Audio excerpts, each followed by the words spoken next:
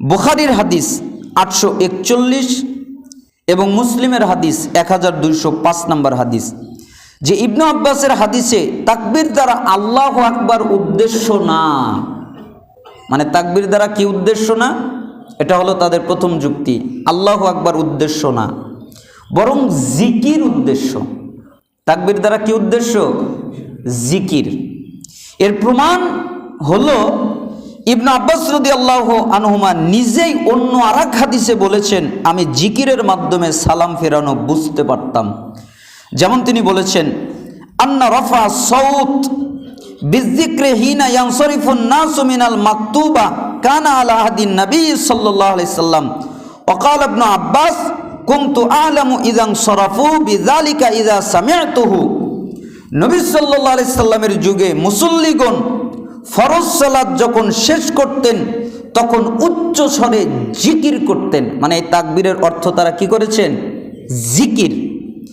ইবনে আব্বাস আরও বলেন, আমি তা শুনে বুঝতাম তারা সালাত শেষ করেছেন। অতএব এখানে তাকবীর অর্থ জিকির। আর অন্য আরেকটা বর্ণনা এসেছে তিনি আস্তাগফিরুল্লাহ বলতেন। তাই তাকবীর ও জিকির দ্বারা আস্তাগফিরুল্লাহ উদ্দেশ্য, কারণ আস্তাগফিরুল্লাহ হলো একটি জিকির। দলিল পাইছেন তাদের? যতগুলো দলিল আছে সবচেয়ে শক্তিশালী দলিল হলো এটা। কিন্তু সৌদি আরবের অনেক আলেম এই দলিলটা বুঝতে ভুল করেছেন, এবং পৃথিবীতে অনেকগুলো আলেম এই দলিলটা বুঝতে ভুল করেছেন। তারা বলেছেন এর উদ্দেশ্য তাকবীর মানে জিকির। এর আমরা জবাব দিব 10টা। কয়টা জবাব? এক হাদিসের 10 জবাব। মানে একটা যদি মন মতো না হয় তাহলে যে কোনো তো একটা হবে।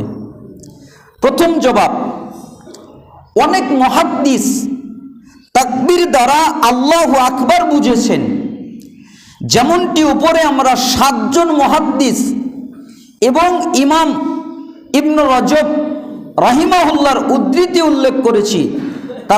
তাছাড়া প্রচলিত তাকবীর দ্বারা আল্লাহু আকবারই বোঝায়।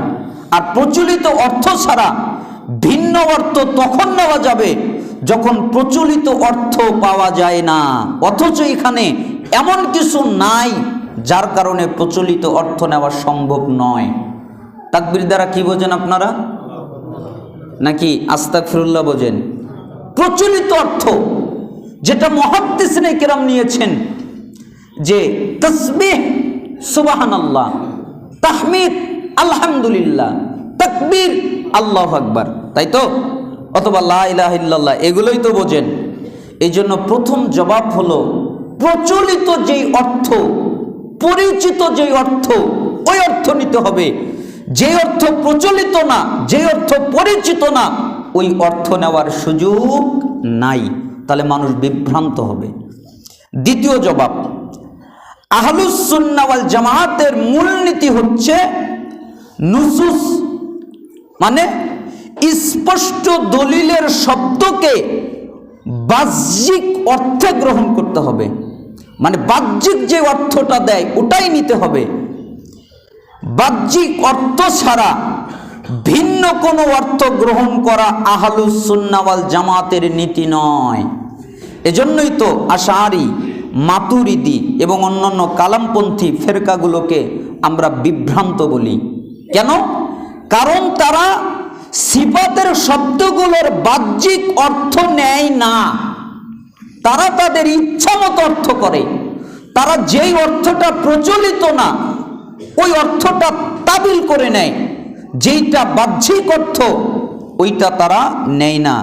আর আমরা সবাই জানি তাকবীর শব্দের বাহ্যিক অর্থ হলো আল্লাহু আকবার।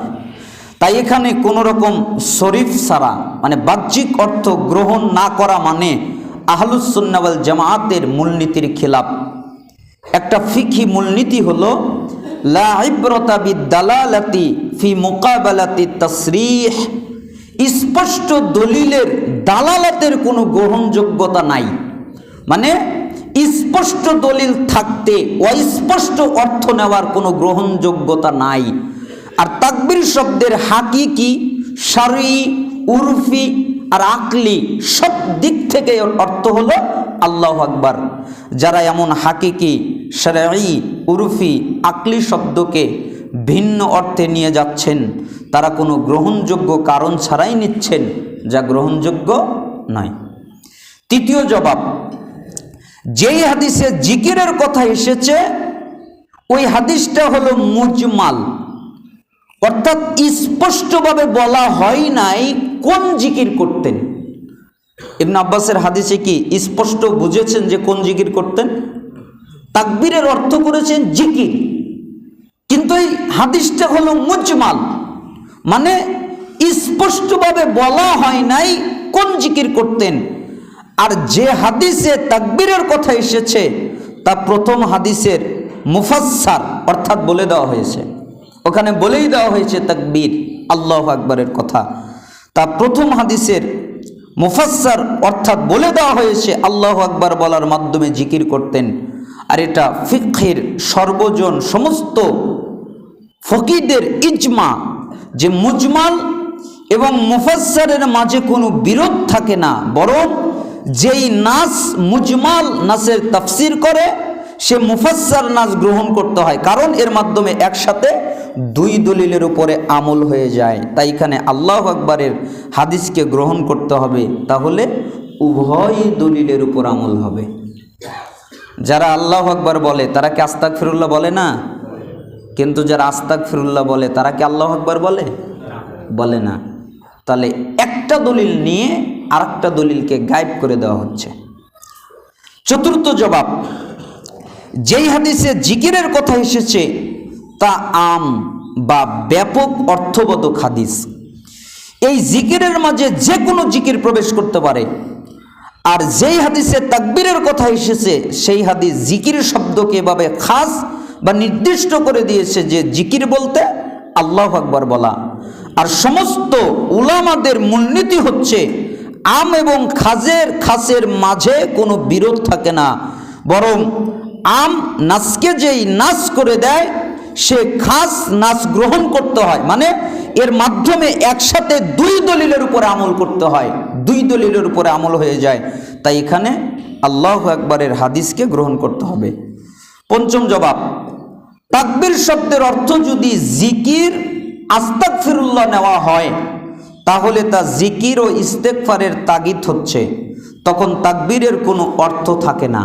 তাকবীরের কি থাকে না? অর্থই নাই। তাকবীর কি? তাকবীর মানে জিকির, তার মানে আল্লাহু আকবার উঠে যাচ্ছে, আল্লাহু আকবারের অর্থই নাই, অর্থই গায়েব। কেন? তাকবীর মানে জিকির, আস্তাগফিরুল্লাহ। তো তাকবীর মানে যদি জিকির হয় তাহলে আল্লাহু আকবার গায়েব হয়ে যায়, কিন্তু তাকবীর শব্দের অর্থ যদি আল্লাহু আকবার নেওয়া হয় তাহলে তা থেকে তাসিস বা নতুন এক অর্থ বিধান সাব্যস্ত করা হচ্ছে। আর মূলনীতি হচ্ছে হামলুল কালাম আলা তাসিস আউলা মিনাত তাকিদ, মানে বাক্যকে তাকিদের অর্থে প্রয়োগ করার চেয়ে তাসিসের অর্থে প্রয়োগ করা উত্তম। মানে এর কারণ কি?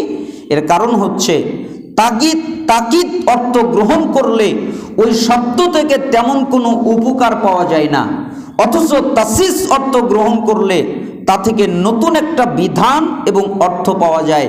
তাই তাসিসের মূলনীতি অনুযায়ী এখানে তাকবীর দ্বারা আল্লাহু আকবার অর্থ গ্রহণ করতে হবে। মানে শব্দগুলো আপনাদের কাছে অপরিচিত, কিন্তু যারা আলেম তারা বুঝতে পারবেন, এই জন্য এই শব্দগুলো বলা।